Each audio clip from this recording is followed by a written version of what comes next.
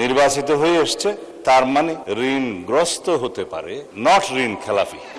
আর আমরা সংসদকে সার্বভৌম বলতেছি, এখন এই সংসদে যদি আমরা ঋণ খেলাপিদের ঋণ খেলাপি বলতে না পারি, তাহলে মাননীয় স্পিকার আমরা আর কোথায় বলবো? যে গণতন্ত্রের মধ্যে যে বাক স্বাধীনতার কথা বলা হয়, যে মানবাধিকারের কথা বলা হয়, এটা সম্পূর্ণ একটা ধাপ্পাবাজি। কুকুর যদি মারা যায় তার জন্য তারা মায়া কান্না করবে, কিন্তু ফিলিস্তিনে আজকে প্রায় ৪৫,০০০ মানুষ মারা গেল, ৪৫,০০০ মুসলমানের রক্তপাত হলো, তারা সেখানে চুপ করে বসে আছে। এই সভ্যতা সবসময় আমাদেরকে ধোকার মধ্যে রাখে, মিথ্যার মধ্যে রাখে। আমাদের আধুনিকতা প্রগতির চ্যালেঞ্জ, সবাই খালি দুনিয়া চায়, দুনিয়ায় কতটুকু পাওয়া যায়, কিভাবে আমি জাহান্নামের আগুন থেকে নিজেকে মুক্ত রাখতে পারবো, এটাই হচ্ছে আমাদের প্রথম চাহিদা হওয়া প্রয়োজন। আমাদের মধ্যে নগ্নতা এবং অশ্লীলতা ছড়িয়ে দিয়েছে। যত বেশি শিক্ষিত হচ্ছি, তত বেশি যেন আমরা অন্যায়ের পথে ধাবিত হচ্ছি। আহলে হাদিস আন্দোলন বাংলাদেশ, আসুন পবিত্র কুরআন ও সহিহ হাদিসের আলোকে জীবন গড়ি। আসসালামু আলাইকুম ওয়া রাহমাতুল্লাহি ওয়া বারাকাতুহু। আলহামদুলিল্লাহি রাব্বিল আলামিন ওয়াল আকিবাতু লিল মুত্তাকিন ওয়াস সালাতু ওয়াস সালামু আলা আশরাফিল আমবিয়াই ওয়াল মুরসালিন নবিয়িনা মুহাম্মদ ওয়া আলা আলিহি ওয়া সাহবিহি আজমাইন ওয়া মান তাবিআহুম বিইহসানিন ইলা ইয়াউমিদ্দিন। আম্মা বা'দ, ফাআউযু বিল্লাহি মিনাশ শাইতানির রাজীম। বিসমিল্লাহির রহমানির রহিম। يا أيها الذين آمنوا هل أدلكم على تجارة تنجيكم من عذاب أليم تؤمنون بالله ورسوله وتجاهدون في سبيل الله بأموالكم وأنفسكم ذلكم خير لكم إن كنتم تعلمون। আহলে হাদিস আন্দোলন বাংলাদেশ, বাংলাদেশ আহলে হাদিস যুব সংঘ জামালপুর জেলা কর্তৃক আয়োজিত আজকের এই মহতী ইসলামী সম্মেলনের সম্মানিত সভাপতি, মাননীয় প্রধান অতিথি, আহলে হাদিস আন্দোলন বাংলাদেশের মুহতারাম আমির জামাত প্রফেসর ডক্টর মোহাম্মদ আসাদুল্লাহ আল গালিব, উপস্থিত আহলে হাদিস আন্দোলন বাংলাদেশ, বাংলাদেশ আহলে হাদিস যুব সংঘের কেন্দ্রীয় এবং জেলা দায়িত্বশীল বৃন্দ, উপস্থিত ওলামায়ে কেরাম, সম্মানিত সুধী মণ্ডলী, জামালপুরের বিভিন্ন প্রান্ত থেকে আগত আজকের অনুষ্ঠানের সম্মানিত শ্রোতৃমণ্ডলী, প্রাণপ্রিয় তরুণ যুবক ভাইয়েরা, পর্দা আলে মা ও বোনেরা, প্রশংসা আল্লাহ রাব্বুল আলামিনের জন্য, যার অশেষ রহমতে আজকে জামালপুরের বুকে আহলে হাদিস আন্দোলনের উদ্যোগে এত সুন্দর একটি অনুষ্ঠান আয়োজিত হতে যাচ্ছে। এবং এই অনুষ্ঠানে আল্লাহ রাব্বুল আলামিনের অশেষ রহমতে আহলে হাদিস আন্দোলন বাংলাদেশের মুহতারাম আমির জামাত প্রফেসর ডক্টর মোহাম্মদ আসাদুল্লাহ আল গালিব প্রায় 15 বছর পর জামালপুরের মাটিতে উপস্থিত হতে পারছেন। এজন্য আল্লাহ দরবারে আমরা আরো একবার শুকরিয়া আদায় করছি, আলহামদুলিল্লাহ। দরুদ ও সালাম বর্ষিত হোক শ্রেষ্ঠ নবী আহমদ মুস্তাফা মুহাম্মদ মুস্তাফা সাল্লাল্লাহু আলাইহি ওয়াসাল্লামের প্রতি, যার আদর্শকে সমাজের সর্বত্র ছড়িয়ে দেওয়ার জন্যই, যার আদর্শকে সমাজের প্রতিটা বাড়িতে বাড়িতে পৌঁছে দেওয়ার জন্যই আমাদের এই সামগ্রিক প্রচেষ্টা। সম্মানিত উপস্থিতি, মুহতারাম আমির জামাত একটু পরে এসে উপস্থিত হবেন। তার আগে আমরা যে বিষয় আপনাদের সামনে সংক্ষিপ্তভাবে উপস্থাপন করতে চাচ্ছি, সেটি হচ্ছে আজকে বাংলাদেশের বুকে একটা পরিবর্তনের যে আবহাওয়া সূচিত হয়েছে, ইসলামের পক্ষে যে নতুনভাবে আওয়াজ তোলার একটা প্রক্রিয়া শুরু হয়েছে, এই প্রক্রিয়ার পিছনের সবচেয়ে গুরুত্বপূর্ণ ভূমিকা যারা রেখেছেন তারা আমাদের তরুণ সমাজ, তারা আমাদের যুব সমাজ। এই তরুণ সমাজ, যুব সমাজ যে আশার আলো আমাদের মনে জ্বালিয়ে দিয়েছেন, এই সমাজের বুকে পবিত্র কোরআন এবং সহিহ হাদিসের আলো ছড়ানোর জন্য যে গুরুত্বপূর্ণ ভূমিকা রাখার জন্য তাদের মধ্যে যে একটা প্রস্তুতি আমরা লক্ষ্য করছি, এই প্রস্তুতি আমাদের আগামীর দিনে এই বাংলাদেশের ইসলামের পক্ষে একটা সুন্দর ভবিষ্যতের ইঙ্গিত দিচ্ছে। আমরা সেই সুন্দর ভবিষ্যতের প্রেক্ষাপটকে মাথায় রেখে আমাদের যুবক ভাইদের উদ্দেশ্যে কয়েকটি কথা বলতে চাইব। সম্মানিত উপস্থিতি, আমাদের যুব সমাজ একটা সময় ছিল যখন আমরা মনে করেছিলাম এই বখাটে ছেলেপেলেদের দিয়ে, এই যুগের এই মোবাইল প্রবণ বা এই ডিভাইস প্রবণ এই সমস্ত ছেলেদের দিয়ে, এই সমস্ত তরুণ বালকদের দিয়ে সমাজে আসলে কাজটা হবে কি, এইরকম একটা ভাবনা যখন আমরা ভাবছিলাম, ঠিক সেই সময় আল্লাহ রাব্বুল আলামিন তাদের মাধ্যম দিয়েই এমন একটি কাজ করিয়ে নিয়েছেন, যেই কাজটা নিঃসন্দেহে আমাদের সবাইকে হতবাক করে দিয়েছে। আমাদের এই তরুণরা আমাদেরকে আশ্চর্য করে দিয়েছে যে না, তারাও যদি জেগে উঠতে পারে, তারাও যদি সঠিক চেতনায় উজ্জীবিত হতে পারে, তাদের মাধ্যম দিয়েও এই দুনিয়া অনেক কিছু করা সম্ভব। সেই তরুণদের উদ্দেশ্যে আমাদের যেটা প্রথম বক্তব্য, তরুণদের সামনে এখন অনেকগুলো চ্যালেঞ্জ আছে। এই চ্যালেঞ্জগুলো যদি আমরা সঠিকভাবে মোকাবেলা করতে পারি, তাহলে ইনশাআল্লাহ এই বাংলাদেশ হবে আগামীর ইসলামের বাংলাদেশ ইনশাআল্লাহ। এজন্য যুবক ভাইদেরকে কয়েকটি চ্যালেঞ্জ নেওয়ার জন্য প্রস্তুতি গ্রহণ করতে হবে। প্রথম যেটা চ্যালেঞ্জ, সেই চ্যালেঞ্জ হচ্ছে আমাদের আধুনিকতা প্রগতির চ্যালেঞ্জ। এই চ্যালেঞ্জ মোকাবেলা করতে যে আমাদের অধিকাংশ যুবক তারা অনেক সময় ভুল পথে চলে যাচ্ছে বা ভুল পথে হয়তো চলে যাবে। এজন্য এই বিষয়ে সতর্ক করা প্রয়োজন।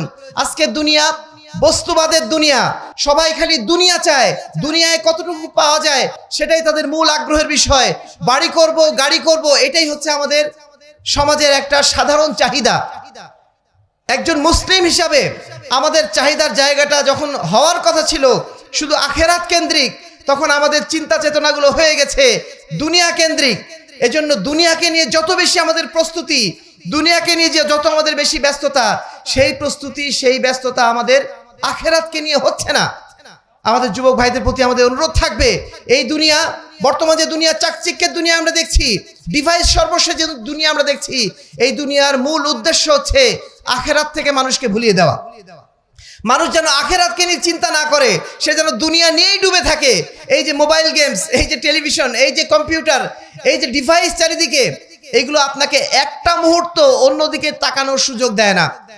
প্রতিটা মুহূর্তে আপনার শুধু চিন্তা কিভাবে দুনিয়া নিয়ে আপনি ব্যস্ত থাকবেন।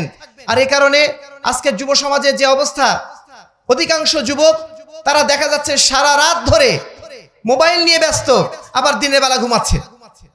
এই যে একটা অসুস্থ অবস্থা, এই অবস্থা তৈরি করেছে আমাদের আজকের দুনিয়ার এই বস্তুবাদ। এই বস্তুবাদী চাহিদা থেকে আমাদের যুবকদেরকে প্রথম নিজেদেরকে বিচ্ছিন্ন করতে হবে। যদি আমরা প্রকৃত অর্থে সুখ চাই, প্রকৃত অর্থে আমরা দুনিয়া এবং আখেরাতে কল্যাণ চাই, তাহলে আমাদের সমস্ত কর্মের লক্ষ্য হতে হবে আখেরাত কেন্দ্রিক। আল্লাহ রাব্বুল আলামিন আমাদের জন্য এই দুনিয়া রেখেছেন শুধুমাত্র পরীক্ষার জন্য। পরীক্ষার কেন্দ্র হিসাবে আমরা এখানে যতটুকু করা প্রয়োজন ঠিক ততটুকুই করব। এর বাইরে আমাদের সমস্ত লক্ষ্য হবে আখেরাত কেন্দ্রিক। আখেরাতে আমি কিভাবে ভালো করতে পারবো, আখেরাতে কিভাবে আমি আল্লাহ রাব্বুল আলামিনের কাছে বেশি ভালো থাকতে পারবো, কিভাবে আমি জাহান্নামের আগুন থেকে নিজেকে মুক্ত রাখতে পারবো, এটাই হচ্ছে আমাদের প্রথম চাহিদা হওয়া প্রয়োজন।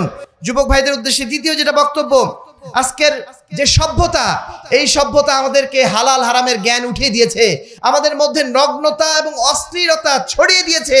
আর এই কারণে আমাদের অধিকাংশ যুবক তারা আজকে দেখা যাচ্ছে নানা ধরনের অপসংস্কৃতির মধ্যে জড়িত রয়েছে। যত বেশি আমরা শিক্ষিত হচ্ছি তত বেশি আমরা যেন অশ্লীল হয়ে যাচ্ছি, যত বেশি শিক্ষিত হচ্ছি তত বেশি যেন আমরা অন্যায়ের পথে ধাবিত হচ্ছি। আর এই কারণে আমরা দেখছি, আমরা যত বেশি শিক্ষিত এখন হচ্ছি, যত দুনিয়া শিক্ষিত হচ্ছে, বাংলাদেশের দুর্নীতি আরো বেশি বাড়ছে। 10 বছর আগে, 20 বছর আগে বাংলাদেশে যে দুর্নীতি ছিল, আজকের সময়ে দুর্নীতি কি কমেছে না বেড়েছে? অথচ আমরা কিন্তু আরো বেশি শিক্ষিত হয়েছি। 20 বছর আগে হয়তো গ্রামে গ্রামে এত মাস্টার্স পাস ছেলে পাওয়া যেত না, কিন্তু এখন বাড়িতে বাড়িতে মাস্টার্স পাস ছেলে। কিন্তু আমাদের মধ্যে এখনো পর্যন্ত যেটা দেখছি আমরা, দুর্নীতি আর বাড়ছে, দুর্নীতি কিন্তু কমছে না। তার মানে কি, শিক্ষিত যত হচ্ছি সেই শিক্ষা আমাদের মৌলিক শিক্ষা শিক্ষিত করছে না বলে আমরা অন্যায়ের পথে প্ররোচিত হচ্ছি। বিশ্ববিদ্যালয়গুলোতে যেয়ে দেখেন সেখানে সহশিক্ষার কারণে ছেলে মেয়েদের মধ্যে যে অবস্থা, সেই অবস্থা হয়তো বাড়িতে স্বামী স্ত্রীরা ওই অবস্থায় থাকে না, যে অবস্থায় এখন আমরা দেখি বিশ্ববিদ্যালয় কলেজগুলোতে আমাদের অবিবাহিত যারা আছে তারা পর্যন্ত এই ধরনের অন্যায় কাজের সাথে, অশ্লীল কাজের সাথে জড়িত। সম্মানিত যত শিক্ষিত হচ্ছে তত বেশি কিন্তু এই ধরনের কাজ তাদের মধ্যে আমরা লক্ষ্য করছি। সম্মানিত উপস্থিতি, আমি তরুণ ভাইদের প্রতি বলবো যে আপনাদের এখন সময় এসেছে জেগে ওঠার, এই সমস্ত অন্যায় অশ্লীলতা থেকে নিজেদের মুক্ত করুন, নিজেদেরকে পবিত্র করুন, নিজেদের চরিত্রকে পবিত্র করুন। চরিত্র যদি একবার নষ্ট হয়ে যায়, সেই চরিত্র কখনো আর ফেরানো যায় না। এজন্য আপনারা এখন থেকে সাবধানতা অবলম্বন করুন। আগামীর বাংলাদেশ যদি ইসলামের বাংলাদেশ দেখতে চান, নিজের চরিত্রকে অবশ্যই আপনাকে নিষ্কলুষ করতে হবে, নিজের চরিত্রকে পবিত্র করতে হবে, যে কোনো মূল্যে করতে হবে। শয়তানের যে কোনো প্ররোচনা থেকে নিজেকে সবসময় মুক্ত রাখতে হবে। সময় তো উপস্থিতি, বর্তমান যে আধুনিক সভ্যতা, এই সভ্যতার আরেকটা দিক হচ্ছে এই সভ্যতা সবসময় আমাদেরকে ধোঁকার মধ্যে রাখে, মিথ্যার মধ্যে রাখে। আজকে যে গণতন্ত্রের কথা আমরা বারবার বলছি, এই অন্তর্বর্তীকালীন সরকারের সময় আমাদের বিভিন্ন রাজনৈতিক দলগুলো বারবার বলছেন দেশে গণতন্ত্র আনা প্রয়োজন। আসলে গণতন্ত্রটা কি জিনিস আমরা এটা অধিকাংশ মানুষ জানিই না। গণতন্ত্র মানে তারা মনে করছেন শুধু নির্বাচন দেওয়া, জনগণের শাসন, কিচ্ছু না। গণতন্ত্র যে জিনিসটা, এটা একটা ধাপ্পাবাজি। 5 বছর পর পর আপনার কাছ থেকে 1 মিনিটের একটা ভোট নিয়ে যে কোনো ব্যক্তি, তিনি যত বড় দুর্নীতিবাজ হন না কেন, তিনি ক্ষমতায় উঠে যাচ্ছেন, তিনি নিজের ইচ্ছা মতো নিজের আখের গুছাচ্ছেন, আর আপনাকে বুঝাচ্ছেন যে আমি জনগণের পক্ষ থেকে নির্বাচিত।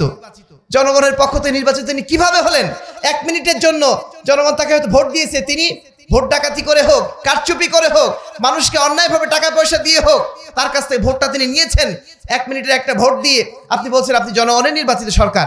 সম্মানিত উপস্থিতি, আজকে যে গণতন্ত্র, এই গণতন্ত্র কখনোই দেশে শান্তি এবং সুশাসন নিয়ে আসতে পারে না। আমরা সব সময় বলেছি একজন মুসলিম হিসাবে আমাদের জীবন বিধান কখনো গণতন্ত্র হতে পারে না। আমাদের জীবনের চলার পথ হচ্ছে আল্লাহ রাব্বুল আলামিনের দেওয়া চলার পথ। আর সেই চলার পথ বাস্তবায়ন করার জন্য একটাই যে রাষ্ট্র ব্যবস্থা, সেই ব্যবস্থার নাম কি? ইসলামী খেলাফত। আমরা এখানে যারা উপস্থিত রয়েছি, জামালপুরে বিভিন্ন প্রান্ত থেকে এসেছি, আমরা সমস্যার একবার বলে উঠতে চাই যে বাংলাদেশে আমরা কোন ধরনের শাসন ব্যবস্থা চাই, গণতন্ত্র নাকি ইসলামী খেলাফত? এই আওয়াজটা সারা দেশের প্রত্যেকটা কোনায় কোনায় যেদিন উঠবে, ইনশাআল্লাহ সেই দিনের দেশে ইসলামী শাসন ব্যবস্থা চালু হয়ে যাবে। কিন্তু তার আগ পর্যন্ত দয়া করে যারা ইসলামী দলের রয়েছেন, যারা ইসলামী দলের না, আপনি বিএনপি করেন, আপনি আওয়ামী লীগ করেন, দুনিয়ার জামাত করেন, যেই দলই করেন না কেন, আপনি দয়া করে গণতন্ত্রের নাম মুখে নিয়ে আসবেন না। আপনি বলুন আমরা দেশে ইসলামী শাসনতন্ত্র চাই, আমরা মুসলিম হিসাবে এদেশে আমরা ইসলামী শাসন ব্যবস্থা চাই। এই কথা অন্তত আপনার মুখ থেকে উচ্চারিত হোক, এটাই আমরা কামনা করছি। আপনি কেন গণতন্ত্রের কথা বলবেন? এই গণতন্ত্রের বাক্য বলতে পারে পশ্চিমারা, বলতে পারে খ্রিস্টানরা, বলতে পারে নাসারারা। আপনি একজন মুসলিম, আপনার নাম মুখে শুধুমাত্র শোভা পায় কালিমা লা ইলাহা ইল্লাল্লাহ। আপনি তো আল্লাহর কথা বলবেন, আপনি তো আল্লাহর বিধানের কথা বলবেন, কেন গণতন্ত্রের কথা আপনার মুখে আসে? সম্মানিত উপস্থিতি, আমাদের যুবক ভাইদের সচেতন হতে হবে। চারিদিকে শুধু ধোঁকা দেখে যেন তারা প্রতারিত না হন। গণতন্ত্র কোনো অবস্থাতেই মুসলমানদের মধ্যে শান্তি আনতে পারে না। ইসলামী শাসন ব্যবস্থা কেমন? ইসলামী শাসন ব্যবস্থায় একটা নির্বাচন কমিটি থাকবে। সেই নির্বাচন কমিটি একজন শাসক নির্বাচন করবেন, যিনি প্রকৃত অর্থে যোগ্য হবেন, তাকওয়াবান হবেন, আল্লাহভীরু হবেন। তাকে তিনি নির্বাচন করে, তারা এই 6 জনের গ্রুপ হোক বা 10 জনের একটা গ্রুপ হোক, তারা নির্বাচন করে তাকে ক্ষমতায় নিয়ে আসবেন। তারপরে তিনি যতদিন ইসলাম অনুযায়ী দেশ চালান ততদিন তিনি টিকে থাকবেন। তিনি কোনো দল এবং মতের প্রতিনিধি হবেন না, তিনি হবেন সারা দেশের জনগণের প্রতিনিধি। নির্দিষ্ট কোনো দলের যদি প্রতিনিধি তিনি হন, তিনি শুধু দলের জন্যই তো কাজ করবেন, তিনি কি সারা দেশের জন্য কাজ করবেন? খুব স্বাভাবিক বিষয়। ইসলামী শাসন এই জন্য দল এবং প্রার্থীবিহীন শাসন। এখানে কোনো দল থাকবে না, এখানে কোনো প্রার্থী থাকবে না, এখানে থাকবে শুধুমাত্র একজন যোগ্য মানুষ। যে যোগ্য মানুষ যতদিন ইসলাম অনুযায়ী দেশ চালাবেন ততদিন তিনি দেশ চালাবেন। আর যখনই তিনি ইসলাম বিরোধী কার্যকলাপ লিপ্ত হবেন, কুফরিতে লিপ্ত হবেন, তখনই তার অপসারণ করে দেওয়া হবে। সম্মানিত উপস্থিতি, আমরা আপনাদেরকে যদি দীর্ঘ সময় পেতাম বা পাই, তাহলে হয়তো ইসলামী খেলাফতের গুরুত্বটা, ইসলামী খেলাফতের সৌন্দর্য আপনাদের বোঝানোর সুযোগ হতো। কিন্তু সেদিকে আমি যাচ্ছি না। এটুকু আপনাদের শুধু আমরা অন্তরে দিয়ে রাখতে চাচ্ছি, আপনাদের অন্তর থেকে যেন এই স্বীকৃতি আসে যে আমরা ইসলামী শাসন ব্যবস্থা চাই। যদিও 2013 সালে আমরা না, আপনার আমেরিকানরা এসে একটা সার্ভে করেছিল। তারা দেখেছে এই বাংলাদেশের জনগণের মধ্যে, তারা একটা সার্ভে করে দেখেছে যে বাংলাদেশের কত % মানুষ ইসলামী শাসন ব্যবস্থা চায় কি চায় না। সেখানে দেখা গেছে 82% মানুষ বাংলাদেশে তারা চায় বাংলাদেশে ইসলামী শাসনতন্ত্র প্রতিষ্ঠিত হোক। বলুন আলহামদুলিল্লাহ। আলহামদুলিল্লাহ, এই চাওয়াটা বাস্তবায়ন হোক, এটা আজকের দিনে সবচেয়ে উর্বর ক্ষেত্র কিন্তু চলে এসেছে, এবং সেই চাওয়ার বাস্তবায়নের ক্ষেত্রে যুবকরাই কিন্তু আমাদের সবচেয়ে গুরুত্বপূর্ণ শক্তি। তারা যদি এই আকীদায়, এই চিন্তাধারায়, এই চেতনায় উজ্জীবিত হয়, ইনশাআল্লাহ তাদের মাধ্যম দিয়েই ইসলামী সমাজ ব্যবস্থা গড়ে উঠবে। তার একটা বাস্তবতা আমরা লক্ষ্য করছি বিভিন্ন বিশ্ববিদ্যালয়ে, বিভিন্ন কলেজে, এমনকি বুয়েটে, জাহাঙ্গীরনগর বিশ্ববিদ্যালয়ের মতো এলাকাগুলোতে, বিশ্ববিদ্যালয়গুলোতে এখন ইসলামী সম্মেলন হচ্ছে, যেটা আমরা কিন্তু আগে কল্পনা করতে পারতাম না। আলহামদুলিল্লাহ আমাদের যুবকরা এগিয়ে আসছেন, আমরা তাদেরকে স্বাগত জানাই, মোবারকবাদ জানাই। তারা যে এইটুকু অনুভূতি তাদের আছে, এটাই ইনশাআল্লাহ আমাদেরকে আগামী দিনে অনেক দূর এগিয়ে দেবে। সম্মানিত উপস্থিতি, গণতন্ত্রের যে শাসন ব্যবস্থা, বর্তমান যে শাসন ব্যবস্থা, বর্তমান যে সভ্যতা আমাদের শেখায় যে বাক স্বাধীনতা দিতে হবে। বাক স্বাধীনতার পক্ষে আমরা, কিন্তু এই বাক স্বাধীনতার একটা লিমিট আছে না? তারা বলছেন বাক স্বাধীনতার কোনো লিমিট নেই, কিন্তু মজার বিষয় হচ্ছে তারাই কিন্তু মানুষের বাক স্বাধীনতা কিভাবে হরণ করছে দেখেন। যারা ফেসবুক চালান তারা জানেন, ইহুদিদের বিরুদ্ধে যদি একটা কথা আপনি লেখেন, সঙ্গে সঙ্গে আপনার ফেসবুক অ্যাকাউন্ট বন্ধ করে দেবে। হিন্দুদের বিরুদ্ধে একটা কথা লেখেন, আপনার ফেসবুক অ্যাকাউন্ট বন্ধ করে দেবে। তারা মুখে বলছে তারা বাক স্বাধীনতা চায়, কিন্তু বাস্তবে তারা কখনোই বাক স্বাধীনতা আসলে চায় না। তারা মূলত চায় মুসলমানদের বাক স্বাধীনতা বন্ধ করতে। মুসলমানদের বাক স্বাধীনতা নেই দুনিয়াতে, সবার বাক স্বাধীনতা থাকবে। যেই ব্যক্তি আল্লাহ রসুলের নামে কটূক্তি করবে তার কোনো অপরাধ নেই। আল্লাহ রসুলের নামে যদি কেউ কটূক্তি করে, কখনোই দেখবেন না ফেসবুকে তার অ্যাকাউন্টটা বন্ধ করে দেওয়া হয়েছে, তার নামে কোনো মামলা হচ্ছে, কিচ্ছু হচ্ছে না। কিন্তু যখন আপনি প্রতিবাদ করতে যাবেন যে আল্লাহ রসুলের নামে কেন কটূক্তি করা হলো, তখন উল্টা আপনার নামে মামলা দেওয়া হবে। এই হচ্ছে বাংলাদেশের বা সারা বিশ্বের এখন বাক স্বাধীনতা। আমেরিকা এখন বলে তারা নাকি মানবাধিকার সারা বিশ্বে চালাবে, মানবাধিকার প্রতিষ্ঠিত করবে। আমেরিকা কি মানবাধিকার প্রতিষ্ঠিত করছে? তারা কুকুরের জন্য যে মায়া কান্না করে, একটা কুকুর যদি মারা যায় তার জন্য তারা মায়া কান্না করবে। কিন্তু ফিলিস্তিনে আজকে প্রায় 45,000 মানুষ মারা গেল, 45,000 মুসলমানের রক্তপাত হলো, তারা সেখানে চুপ করে বসে আছে। শুধু চুপ করেই বসে না, যারা এই হামলা চালাচ্ছে ইসরায়েলিরা, সেই ইসরায়েলিদেরকে তারা উল্টা অস্ত্র দিয়ে সহযোগিতা করছে। এই ইসরায়েল শুধুমাত্র গাজায় না, তারা হামলা চালিয়েছিল লেবাননে, আর এখন বর্তমানে ইসরায়েলে তারা হামলা চালালো একই দিনে বা 2 দিনের মধ্যে 500 জায়গায় তারা হামলা চালালো সিরিয়াতে। পৃথিবীর কেউ একটা টু শব্দ করলো না, অথচ তারাই বলে মানবাধিকারের কথা, তারাই বলে যে মানুষের অধিকার রক্ষা করতে হবে। যদি সৌদি আরবে বা বাংলাদেশে একজন হিন্দু মারা যায়, সারা বিশ্বের টনক নড়ে যায়। ওই যে কিছুদিন আগে মানে হিন্দুদের নিয়ে, ইসকনকে নিয়ে যখন বাংলাদেশে একটু রব উঠলো, তখন ইন্ডিয়া বলে উঠলো বাংলাদেশে নাকি মানবাধিকার হরণ করা হচ্ছে হিন্দুদের। অথচ ঠিক একই সময়ে যখন একজন মুসলমান আইনজীবীকে হত্যা করা হলো প্রকাশ্য দিবালোকে আদালতের মধ্যে, হিন্দুদের সেই ইসকন গোষ্ঠী তারা যখন আমাদের এই ভাইকে হত্যা করলো, সেই সময় কারোর কোনো আওয়াজ আমরা আর শুনলাম না। বাংলাদেশের মানুষ প্রকৃত অর্থে তারা যে মানবাধিকারের পক্ষে আছে, সেই দিন তারা প্রমাণ করেছিল। যদি তারা মানবাধিকারের পক্ষে না থাকতো, মুসলমানরা যদি সভ্য না হতো, তাহলে সেই দিন বাংলাদেশে একটা মন্দিরও আর টিকে থাকতো না, সবগুলো নষ্ট হয়ে যেত, সবগুলোকে ভেঙে ফেলা হতো। কিন্তু আলহামদুলিল্লাহ বাংলাদেশের মানুষ তারা সহনশীল, তারা উদার, তারা কখনো চায় না অন্যের উপরে অন্যায়ভাবে আক্রমণ চালাতে। আর এ কারণেই এত বড় ঘটার পরেও বাংলাদেশে এখনো পর্যন্ত আমরা সাম্প্রদায়িক সম্প্রীতির কথা বলতে পারছি। সম্মানিত উপস্থিতি, তাহলে যেটা বলছিলাম যে গণতন্ত্রের মধ্যে যে বাক স্বাধীনতার কথা বলা হয়, যে মানবাধিকারের কথা বলা হয়, এটা সম্পূর্ণ একটা ধাপ্পাবাজি। মূলত এটা ইসলামের বিরুদ্ধে অবস্থান নেওয়ার জন্য যা যা করণীয় সেটা করার জন্য একটা ডিভাইস মাত্র। আর এই কারণে দেখছেন আপনারা বাংলাদেশের শিক্ষা ব্যবস্থার মধ্যে সমকামিতার মতো একটা নোংরা জিনিস ঢোকানোর চেষ্টা চালানো হচ্ছে। অথচ এই দেশের মুসলমানরা 99% মুসলমান যদি সে 5 ওয়াক্ত সালাত আদায় নাও করে, নিঃসন্দেহে সমকামিতার মতো নিকৃষ্ট কাজকে কেউ সমর্থন করে না। কিন্তু জনগণের শাসনের নাম করে, গণতন্ত্রের নাম করে, মানবাধিকারের নাম করে এদেশের 99% জনগণের আকীদা মানহাজকে পদদলিত করে, তাদেরকে আহত করে তাদের বইপত্রে ঢুকানো হচ্ছে সমকামিতা। এরই নাম হচ্ছে এই ধাপ্পাবাজির গণতন্ত্র, এই ধাপ্পাবাজির মানবাধিকার। সম্মানিত উপস্থিতি, আমাদের যুবকদের এটা বুঝতে হবে, আমাদের যুবকদেরকে এটা অনুধাবন করতে হবে। তারা যেন পশ্চিমাদের কিছু হলেই সেটাকে যেন সাদরে গ্রহণ না করে নেয়। পশ্চিমাদের যে সভ্যতা, এই সভ্যতার সাথে কোনো অবস্থাতেই সততা, মানবাধিকারের বা আপনার বাক স্বাধীনতার কোনো সম্পর্ক নেই। সম্পর্ক আছে এটুকুই, শুধুমাত্র তারা ইসলামের বিরুদ্ধে যতটুকু করা যায় ওইটুকুর বিষয়ে তাদের অধিকার আছে, বাকি অন্য কিছু তাদের অধিকার যেটা বলে সেটা পুরোটাই ধাপ্পাবাজি। সম্মানিত উপস্থিতি, এবারে আমরা আসি প্রথম চ্যালেঞ্জ যেটা বলেছিলাম, আধুনিক দুনিয়ার চ্যালেঞ্জ। এইবার যে মৌলিক চ্যালেঞ্জ আমাদের মধ্যে সেটা হচ্ছে আমাদের ধর্মীয় চ্যালেঞ্জ। আমাদের যুবক ভাইরা এখানে যারা আছেন আলহামদুলিল্লাহ আমরা বিশ্বাস করি সবাই আকীদা মানহাজের দিক দিয়ে আলহামদুলিল্লাহ তারা সলিড আছেন, তারা বোঝেন আকীদার জিনিসগুলো, মানহাজের জিনিসগুলো তারা বোঝেন। কিন্তু এই দেশের 99% মানুষ এখনো পর্যন্ত বোঝে না আকীদার গুরুত্ব, এখনো তারা বোঝে না মানহাজের গুরুত্ব। আর এই কারণেই এখনো পর্যন্ত 2,98,000 পীরের মাজার বাংলাদেশে টিকে আছে। মানুষ যদি সভ্য হতো, এদেশের মানুষ যদি ধর্মীয় ভাবে সচেতন হতো, তারা যদি বুঝতো যে পবিত্র কোরআন এবং সহিহ হাদিসে হচ্ছে আমাদের একমাত্র মূল মন্ত্র, কোরআন এবং হাদিস অনুযায়ী যা আপনার অনুমোদিত ততটুকুই অনুমোদনযোগ্য, বাকি সবটুকু বাতিল। এই সচেতনতা যদি থাকতো বাংলাদেশের বুকে একটা মাজারের অস্তিত্ব থাকতো না। কারণ মাজারে যারা শুয়ে আছেন তারা কি বেঁচে আছেন না মারা গেছেন? তাদের কি কিছু দেওয়ার ক্ষমতা আছে? তাহলে আমি আপনি সেখানে যে সিজদা দিচ্ছি, তাদের কাছে সিন্নি ঢালছি, কি উদ্দেশ্যে? কিছু পাওয়ার উদ্দেশ্যে তো না। মৃত মানুষ, তার কি কিছু দেওয়ার সুযোগ আছে?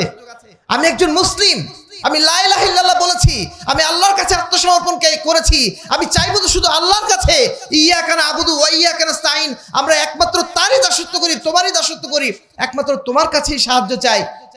এই ঘোষণা যখন আমি দিয়েছি একজন মুসলমান হিসাবে, আমার মাথা তো উন্নত মাথা, সেই মাথা কিভাবে একটা কবরের সামনে নত হয়? এখনো হচ্ছে কারণ আমরা এখনো এই বিষয়গুলো জানি না, বুঝি না। না বোঝার কারণে এখনো পর্যন্ত এই মাজারগুলো টিকে আছে। এই জায়গাগুলোতে এখনো অন্যায় অশ্লীল কাজগুলো রেগুলার হয়ে যাচ্ছে। সম্মানিত উপস্থিতি, আজকে যে শিরক বেদাত এই শব্দটা আমরা আহলে হাদিস সমাজ বাদ দিয়ে বাকি সমাজে প্রায় এগুলো চলেই না। আহলে হাদিসরা আলহামদুলিল্লাহ তারা শিরক নিয়ে চর্চা করে, শিরক বিষয়ে তারা কথা বলে, বেদাত বিষয়ে কথা বলে। কিন্তু অন্যান্য সমাজে, মাযহাবী সমাজে আপনারা দেখবেন না, যত বড় আলেম হন না কেন শিরক নিয়ে কোনো কথা বলে না। তারা বেদাত নিয়ে অত কিছু বলতে চান না। বলেন কি, এসব বলে নাকি ফিতনা হবে। ফিতনার তো ডুবেই আছেন, ফিতনার মধ্যেই তো আপনি পড়ে আছেন। ফিতনা থেকে মানুষকে বের করার জন্যই তো আপনাকে বলতে হবে শিরক বেদাতের কথা। মানুষ তো এত পাগল না, মানুষ তো কেউ জাহান্নামে আসলে যেতে চায় না, তাই না? মানুষ কেউ জাহান্নামে যেতে চায়? পৃথিবীতে সবচেয়ে বড় দুটো অপরাধ হচ্ছে শিরক এবং বেদাত। এই দুটো অপরাধ যদি আমরা করে মারা যাই, আল্লাহ রাব্বুল আলামিন আমাদেরকে জান্নাতে দেবেন নাকি জাহান্নামে নিয়ে যাবেন? এগুলো জাহান্নামের কাজ, এটা স্পষ্ট। মানুষ যখন জানবে তখন কি কেউ শিরক বেদাত করবে? কিন্তু আমাদের আলেম সমাজ এগুলো লালন করে রেখেছেন। এগুলো ফিতনার ভয়ে না বলে বলে এই সমাজ থেকে এখনো পর্যন্ত তারা শিরক বেদাত উচ্ছেদ তো করতে পারেনি, বরং শিরক বেদাত এখন লালন করা হয়। তাওহীদকে শিরক, শিরককে তাওহীদ, সুন্নাতকে বেদাত, বেদাতকে সুন্নাত বানিয়ে সমস্ত শিরক এবং বেদাতের চর্চা এখনো পর্যন্ত জারি রাখা হয়েছে। আমি উপস্থিত যুবক ভাইদের বিশেষ করে অনুরোধ করব, এটা আমাদের জন্য একটা গুরুত্বপূর্ণ চ্যালেঞ্জ। আধুনিক চ্যালেঞ্জগুলো তো আছেই, এর সাথে আমাদের একটা বড় চ্যালেঞ্জ হচ্ছে এই দেশের মানুষকে জানিয়ে দেওয়া শিরক বেদাত হচ্ছে পৃথিবীর সবচেয়ে বড় অপরাধ। এই মেসেজটাকে আমরা আমাদের বন্ধুদের কাছে, আমরা আমাদের এলাকাবাসীর কাছে ইনশাআল্লাহ পৌঁছে দিতে পারবো। শিরক করে যদি কেউ মারা যায়, আল্লাহ রাব্বুল আলামিন তাকে ক্ষমা করবেন। বেদাত করে যদি কোনো ব্যক্তি মারা যায়, কাল কিয়ামতের ময়দানে আল্লাহ রাসূল সাল্লাল্লাহু আলাইহি ওয়াসাল্লাম তাকে হাউজে কাউসারের পানি পান করাবেন না, সুহকান সুহকান লিমান গায়্যারা বাদি বলে তাড়িয়ে দেবেন। যেই ব্যক্তির শাফাআত ছাড়া কাল কিয়ামতের ময়দানে আমরা মুক্তি পাবো না, সেই ব্যক্তি যদি বলে দূর হও দূর হও, তাহলে আমরা কি জান্নাতে প্রবেশ করতে পারবো? এই জন্য আপনারা যুবক ভাইরা বিশেষ করে যারা আছেন, দয়া করে লজ্জা পাবেন না। আপনারা এখন দেশ গড়ছেন, আপনারা এখন দেশকে পরিবর্তন করে ফেলেছেন, কেন আপনি এই শিরক বেদাতের মতো নিকৃষ্ট জিনিসগুলো পরিবর্তন করতে পারবেন না? চেষ্টা করুন, চেষ্টা করুন যুবক ভাইরা আপনাদের বন্ধুদের কাছে, আপনাদের এলাকাবাসীর কাছে এই দাওয়াত পৌঁছে দিতে। কোনো অবস্থাতে যেন আমরা শিরক এবং বেদাতের সাথে জড়িত না হই। আমি যে অবস্থায় থাকি না কেন, আমার এই দায়িত্ব পালন করতেই হবে। সম্মানিত উপস্থিতি, আর একটা মৌলিক বিষয় আমাদের যুবক ভাইদের মধ্যে আরেকটা জিনিস আমাদের জানা দরকার, যেটা মানুষকে পৌঁছে দেওয়া দরকার, যে আমরা কোনো অবস্থাতেই তাকলিদ বা তাকলিদের সাক্ষী, অন্ধ অনুকরণ কারোর করব না। পৃথিবীতে যত বড় আলেমই হন না কেন, যত বড় রাজনীতিবিদ হন না কেন, যত বড় বিদ্বান ব্যক্তি হন না কেন, তিনি যদি কোরআন এবং সহিহ হাদিসের বিপরীত কোনো কথা বলেন, সেই কথাকে আমরা মেনে নিতে বাধ্য। তিনি যদি মাযহাবের ইমাম হন, তিনি যদি কোনো পীর সাহেব হন, তিনি যদি এই এলাকার সবচেয়ে বড় মুরব্বী হন, আপনি কি এই কথা কখনো বলবেন যে কোন একটা বেদাতের বিষয়ে ধরেন 5 ওয়াক্ত সালাতের পরে দলবদ্ধ হয়ে মুনাজাত, এটা কি সুন্নাত না বেদাত? যদি বেদাত হয়, এখন ধরে নেন আপনার 20 বছর আগে এই এলাকার কোনো মুরব্বী তিনি এই কাজটা করেছেন।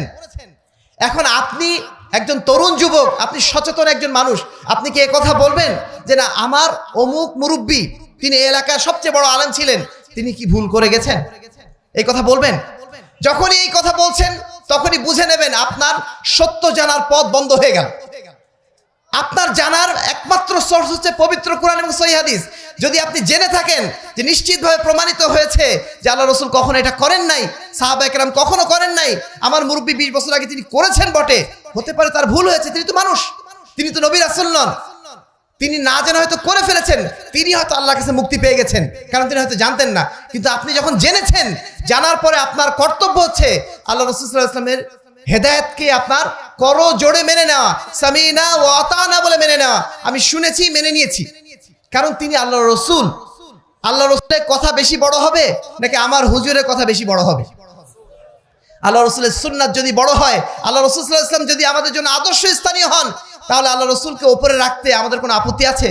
দুর্ভাগ্যজনক বিষয়, আজকের সমাজ আল্লাহ রসুলকে সম্মান করে, আল্লাহ রসুলের নামে তারা নানা রকম গজল বানায়, আল্লাহ রসুলের জন্য তারা মদিনায় জিয়ারতের স্বপ্ন দেখে, কিন্তু আল্লাহ রসুলের সুন্নত মানার জন্য তারা প্রস্তুত নয়। যুবক ভাইদের উদ্দেশ্যে আমাদের বক্তব্য এটাই যে আপনারা সমস্ত জায়গায় আল্লাহ রসুলের আদর্শকে ছড়িয়ে দেওয়ার চেষ্টা করুন এবং এটাই বলুন আল্লাহ রসুল সাল্লাল্লাহু আলাইহি ওয়াসাল্লামের আদর্শই হচ্ছে সবার উপরে। অন্য মানুষদের আদর্শ আমরা গ্রহণ করব বটে, কিন্তু যতক্ষণ সেটা আল্লাহ রসুলের সুন্নতের অনুকূলে হয় ততক্ষণ, যদি না হয় সেটা ছেড়ে দিতে আমাদের এক মুহূর্ত দ্বিধা আছে। এই বার্তাটা আমাদেরকে অবশ্যই পৌঁছে দিতে হবে। সম্মানিত উপস্থিতি, আরেকটা বিষয় বলতেই হচ্ছে যে আমাদের যুব সমাজের মধ্যে আলহামদুলিল্লাহ যারা একটু দিনদার, তারা কিন্তু আবার অনেক সময় অনেক ভুল পথে চলে যান। একটা ভুল বর্তমানে যেটা আমরা লক্ষ্য করছি, এর আগে লক্ষ্য করেছি, আমাদের যুবক ভাইরা জিহাদের নামে খুবই আবেগী। জিহাদ তো আমাদের করতেই হবে, কিন্তু সেই জিহাদ কি মুসলমানের বিরুদ্ধে? বাংলাদেশ সরকার যদি অন্যায় করে থাকে, তারা যদি জুলুম করে থাকে, তারা যদি ফাসিকি কাজ করে থাকে, নিঃসন্দেহে তার বিরুদ্ধে আমরা প্রতিবাদ করি, কিন্তু তার বিরুদ্ধে জিহাদ ঘোষণা করার সুযোগ আমাদের আছে।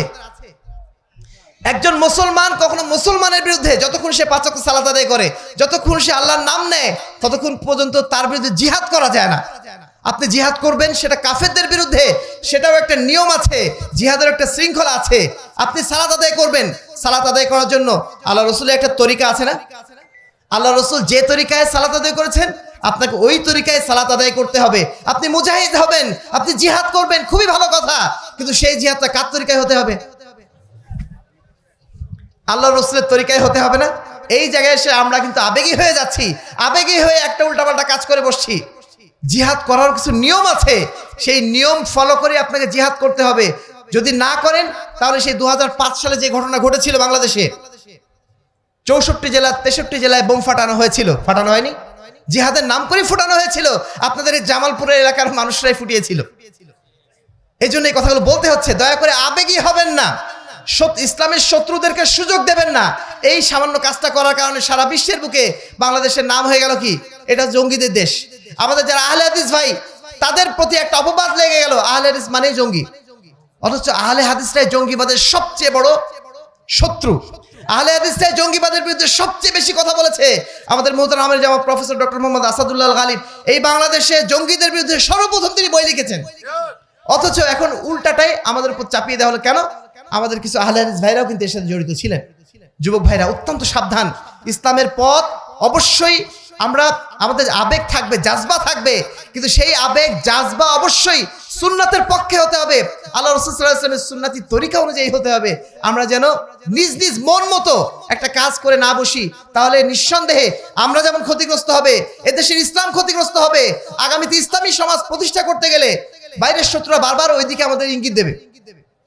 ডক্টর ইউনূসকে গতকালকে আমরা দেখলাম যে বিদেশি বার্তা সংস্থা তারা জিজ্ঞাসা করছে যে বাংলাদেশে কি ইসলামী জঙ্গিবাদ, ইসলামী চরমপন্থা আবার মাথা চাড়া দেবে? তো তিনি আলহামদুলিল্লাহ আল্লাহ রাব্বুল আলামিন তাকে এই অন্তত পক্ষে বলার সুযোগ দিয়েছেন। তিনি বলেছেন যে না, বাংলাদেশে ইসলামী চরমপন্থার কোনো সুযোগ নেই ইনশাআল্লাহ। কারণ আমাদের যুবক ভাইরা এখন বা আমাদের তরুণরা এখন সচেতন, তারা আগের মতো পাগল না যে আপনার পশ্চিমারা কোনো একটা ফাঁদ পেতে রাখবে, সেই ফাঁদে পতঙ্গের মতো লাভ দেবে, ওই পরিবেশ এখন নাই। এখন যুব সমাজ অনেকটা সচেতন। আমরা কি তার কথার উপরে বিশ্বাস রাখতে পারি? আমাদের যুবক ভাইরা আমরা কি আবেগে উল্টাপাল্টা কাজ করে ফেলবে না তো? খুব সাবধান, প্রত্যেকটা ধাপ ফেলবেন চিন্তা করে, প্রত্যেকটা ধাপ ফেলবেন জেনে শুনে। আল্লাহ রাসূল সাল্লাল্লাহু আলাইহি ওয়াসাল্লাম করেছেন কিনা, কিভাবে করেছেন সেটা জেনে, আলেম ওলামাদের কাছ থেকে জেনে আপনি প্রত্যেকটা পা আগাবেন। কোনো অবস্থাতেই যেন নিজে নিজে আবেগে কোনো সিদ্ধান্ত আমরা না নিয়ে ফেলি। সম্মানিত উপস্থিতি, যুবক ভাইদের দুইটা চ্যালেঞ্জের কথা আমি বলেছি। প্রথম চ্যালেঞ্জ আধুনিকতার চ্যালেঞ্জ, 2 নম্বর চ্যালেঞ্জ হচ্ছে ধর্মীয় জাহিলিয়াতের চ্যালেঞ্জ। এই দুইটা চ্যালেঞ্জ আমাদেরকে যে কোনো মূল্যে মোকাবেলার প্রস্তুতি নিতে হবে, তাহলেই ইনশাআল্লাহ আমরা আগামীর বাংলাদেশকে ইসলামের বাংলাদেশে রূপান্তরিত করতে পারবো ইনশাআল্লাহ। এবারে আমরা আসি, যুবক ভাইরা যদি আমরা এই চ্যালেঞ্জ গ্রহণ করতে চাই, বাতিলের এই চ্যালেঞ্জ মোকাবেলা করে আমরা যদি অগ্রসর হতে চাই, দুইটা বিষয় আমাদের প্রস্তুতি প্রয়োজন। প্রথম যেটা প্রস্তুতি প্রয়োজন, আমাদের নিজেদেরকে যোগ্য করে দক্ষ করে গড়ে তুলতে হবে, নেতৃত্বের উপযুক্ত করে তুলতে হবে। আমাদের নেতৃত্বে শুধুমাত্র থাকছে কারা? সেকুলাররা থাকছে। আমাদের নেতৃত্বে কারা থাকছে? যারা ইসলাম বোঝে না, ইসলাম সম্পর্কে জানে না। কিন্তু যারা ইসলাম সম্পর্কে জানে তাদেরকে আমরা কি চাই না নেতৃত্বে তারা আসুক, তারাই সমাজকে পরিচালিত করুক? এটাকে আমরা চাই না? যদি চাই তাহলে আমাদের নিজেদেরকেই প্রস্তুতি গ্রহণ করতে হবে। এই সমাজকে পরিচালনার জন্য আমাদেরকে দায়িত্ব নিতে হবে। আর এই জন্য যেটা প্রথম প্রয়োজন, আমাদের সঠিক জ্ঞান অর্জন করতে হবে। যে কোনো বিষয়ে সঠিক জ্ঞান যদি আমরা অর্জন করতে পারি, তাহলেই আমরা সঠিক নেতৃত্ব দেওয়ার জন্য উপযুক্ত হতে পারবো। সঠিক জ্ঞান অর্জন করাটা অত্যন্ত জরুরি আজকের দিনে। বিশেষ করে আজকের দিনে আলহামদুলিল্লাহ সঠিক জ্ঞান অর্জন করা এমন কোনো জটিল বিষয় না। আপনার হাতের মুঠের মধ্যেই এখন ডিভাইস আছে, আপনার চারিদিকে এখন বইপত্র আছে, আপনি চাইলেই যে কোনো বিষয়ে সঠিক জ্ঞান অর্জন করতে পারেন। এই জন্য সঠিক জ্ঞান অর্জন করাটা আমাদের জন্য এই সময়ে সবচেয়ে বেশি জরুরি। 2 নম্বর হচ্ছে আমাদেরকে আমলে সলেহের মাধ্যম দিয়ে নিজেদেরকে আল্লাহ রাসূল সাল্লাল্লাহু আলাইহি ওয়াসাল্লামের আদর্শের উপরে পরিচালিত করার জন্য সাধ্যমতো চেষ্টা করতে হবে। আমাদের যাদের দাড়ি নেই, আমি অনুরোধ করব তাদের দাড়ি রাখার জন্য।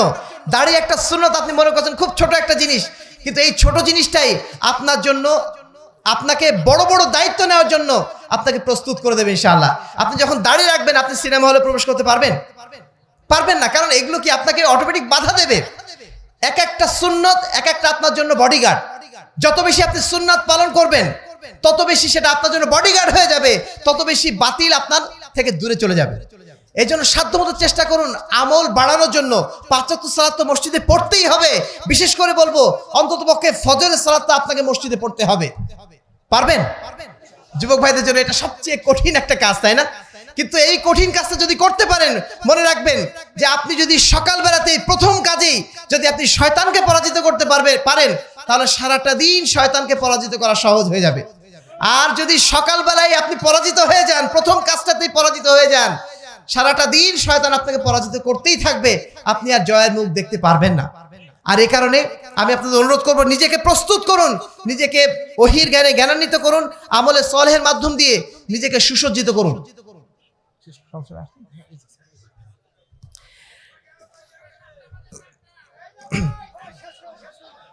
2 নম্বর যে বিষয়টি, সেটি হচ্ছে আমাদেরকে ব্যক্তি সংস্কারের পাশাপাশি আমাদেরকে সমাজ সংস্কার করতে হবে। ব্যক্তি সংস্কারের পাশাপাশি আমাদেরকে সমাজ সংস্কারের জন্য আমাদেরকে প্রস্তুতি গ্রহণ করতে হবে। সমাজ যদি সংস্কার না হয়, আমি একা একা ভালো থাকতে পারবো না। আমার নিজের ভালো থাকার জন্যই, আমার নিজের ইসলামকে ধরে রাখার জন্যই, আমার নিজের ঈমানকে ধরে রাখার জন্য আমাদেরকে অবশ্যই সমাজ সংস্কারে প্রত্যেকে ব্রতী হতে হবে। আল্লাহ রাব্বুল আলামিন আমাদেরকে বারবার উৎসাহিত করেছেন আমরা যেন সামগ্রিকভাবে সবাই মিলে একত্রিতভাবে এই সমাজকে সংস্কারের জন্য উদ্যোগ গ্রহণ করি। আর এটা আমাদের প্রত্যেকের জন্য দায়িত্ব, নিজেকে ভালো করা, সমাজকে ভালো করা। আমরা একটা স্লোগানের আগে শুনেছিলাম যে বদলে দাও, বদলে যাও, বদলে দাও। এই স্লোগানটা মূলত সেকুলারদের ছিল, কিন্তু এই স্লোগান তো মূলত আমাদের হওয়ার কথা। আমরা যখন নিজেকে তাজকিয়া নফসের মাধ্যম দিয়ে নিজেকে পরিশুদ্ধ করব এবং সমাজকে যখন পরিশুদ্ধ করার চেষ্টা করব, তখনই সমাজে অর্থবহ একটা পরিবর্তন আসবে, যেটাকে আমরা বলছি আত-তাজকিয়া ওয়াত তারবিয়া। আমি যুব সমাজকে বলবো আমরা যেন অবশ্যই ঐক্যবদ্ধভাবে, সাংগঠনিকভাবে, সংঘবদ্ধভাবে এই সমাজকে পরিবর্তনের জন্য যেন উদ্যোগ গ্রহণ করি, তাহলে ইনশাআল্লাহ আমাদের মাধ্যম দিয়ে পরিবর্তনটা আসবে। সময়ত উপস্থিতি, আমি আলোচনা আর বাড়াবো না। পরিশেষে যে বিষয়টি বলতে চাইবো বিশেষ করে, ইয়া আইয়ুহাল্লাযীনা আমানু কুনু আনসারাল্লাহ, আল্লাহ রাব্বুল আলামিনের সেই আহ্বান, হে ঈমানদারগণ তোমরা আল্লাহর জন্য সাহায্যকারী হয়ে যাও। ইয়া আইয়ুহাল্লাযীনা আমানু কুনু আনসারাল্লাহ, তোমরা আল্লাহর জন্য সাহায্যকারী হয়ে যাও। এই সাহায্যকারী হওয়ার জন্য কি আমরা প্রস্তুত রয়েছি? যুব সমাজের উদ্দেশ্যে আবারও বলছি, আমরা কি আল্লাহর জন্য সাহায্যকারী হতে প্রস্তুত আছি? এই সাহায্যের জন্য যখন প্রস্তুত হয়ে যাব, ইনশাআল্লাহ বিজয় আল্লাহ রাব্বুল আলামিন আমাদেরকে দান করবেন। এই ওয়াদা আল্লাহ রাব্বুল আলামিন সূরা সফের শেষ আয়াতে করে দিয়েছেন। অতএব আমরা প্রত্যেকেই যেন আল্লাহর জন্য সাহায্যকারী হয়ে যাওয়ার চেষ্টা করি। আমাদের নারীরা যারা এসেছেন তাদের প্রতি আমাদের বিনীত অনুরোধ থাকবে, আপনাদের সন্তানদেরকে আগামী দিনের নেতৃত্বের জন্য প্রস্তুত করুন, আগামী দিনের মুজাহিদ হিসেবে তাদেরকে তৈরি করুন। আগামী দিনে এই দেশকে ইসলামের বাংলাদেশ হিসেবে পরিণত করার জন্য আপনারা আপনাদের সন্তানদেরকে এখন থেকে তৈরি করুন, যেভাবে তৈরি করেছিলেন বীর সালাউদ্দিনের মা, তিতুমিরের মা, ইমাম শাফির মা, তারা যেভাবে তাদের সন্তানদের তৈরি করেছিলেন, আসুন আমরা আমাদের সন্তানদেরকে তৈরি করি আগামী দিনে সেই মুজাহিদ বানানোর জন্য। ইনশাআল্লাহ আগামীর বাংলাদেশ অবশ্যই হবে ইসলামের বাংলাদেশ। আগামীর বাংলাদেশ হবে পবিত্র কুরআন এবং সহিহ হাদিসের বাংলাদেশ। আগামীর বাংলাদেশ হবে তাওহীদ এবং সুন্নাতের বাংলাদেশ। এই জামালপুর থেকে আমরা সেই স্রোত জনগণের মধ্যে দেখতে চাই। আল্লাহ রাব্বুল আলামিন আমাদের সকলের মধ্যে পবিত্র কোরআন এবং সহিহ হাদিসের আলোকে জীবন গড়ার সেই প্রেরণা যেন উজ্জীবিত করে দেন। সেই সাথে এই দেশ, এই সমাজ গড়ার যেন সেই শপথ গ্রহণ করার তৌফিক আল্লাহ রাব্বুল আলামিন আমাদেরকে দান করেন। আল্লাহুম্মা আমিন। ওয়া আখির দাওয়ানা আলহামদুলিল্লাহি রাব্বিল আলামিন। আসসালামু আলাইকুম ওয়া রাহমাতুল্লাহি ওয়া বারাকাতুহু।